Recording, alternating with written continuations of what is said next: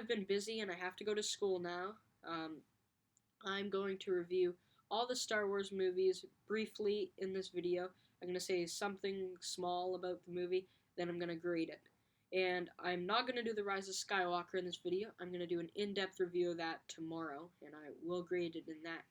But so let's get started with A New Hope. A New Hope was the first Star Wars film ever made. The CGI holds up well. It's a great story. People loved it. And it's a great movie. Obviously, I'm going to give A New Hope a 10. The Empire Strikes Back. That's what most people would say is their favorite Star Wars film. I think it's good. It's my favorite Star Wars film. I didn't really like it when I was younger, but I love it now. It's a great film. It brought in the AT-ATs. Hoth is a great planet. And Yoda being introduced in this movie, that was awesome.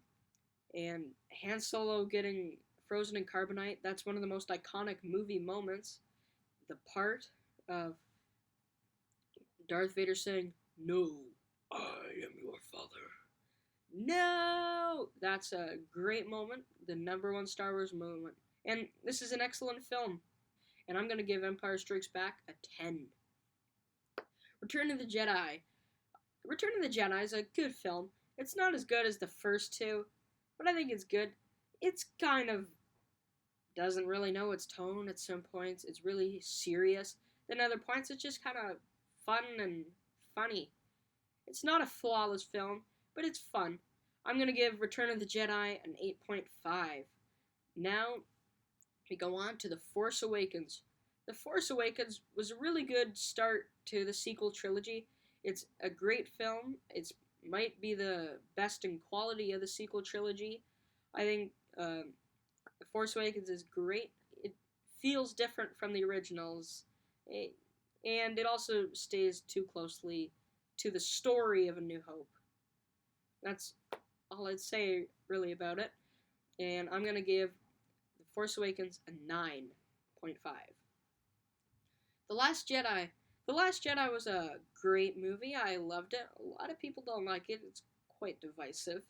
But I like The Last Jedi. The only thing I'd say about it is that the Canto Bight stuff, that kind of almost pauses the story and says, we want to have a side story while the actual story's going on.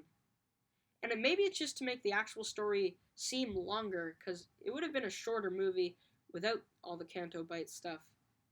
So I think it's just made to extend the movie by having this side plot, which takes up a lot of the film. But overall, I'd give The Last Jedi an 8.5. Okay, Rogue One. Rogue One is awesome. The scale is excellent in the film. I think everything in the movie is great. How it looks, the Darth Vader scene when he comes in with the red lightsaber and is just like killing everybody. That's awesome. I love that scene. The characters aren't that interesting. I think they're passable characters. It's a fun film. Overall, I'd give Rogue One an 8.5. Solo. Solo was a movie that doesn't really need to be made. I think it would have done better if it was a Disney Plus original series, like Han Solo and all of his adventures with Chewie. I think that would have been good. I didn't really like that Chewie in the one scene was gonna kill Han Solo. I didn't like that because they're best friends and you love Chewie as a good guy, and yeah, I don't know, it didn't feel right to me. But I like this film a lot. Darth Maul being in it, that's awesome. I loved that. But it's doesn't need to be made. Overall, I'd give it a 7.5. And I guess that's all the Star Wars movies. I will review The Rise of Skywalker in depth tomorrow, and I hope you look forward to that. As well, Sam is posting his first album review tonight. So look out for that too, and we'll see you next time.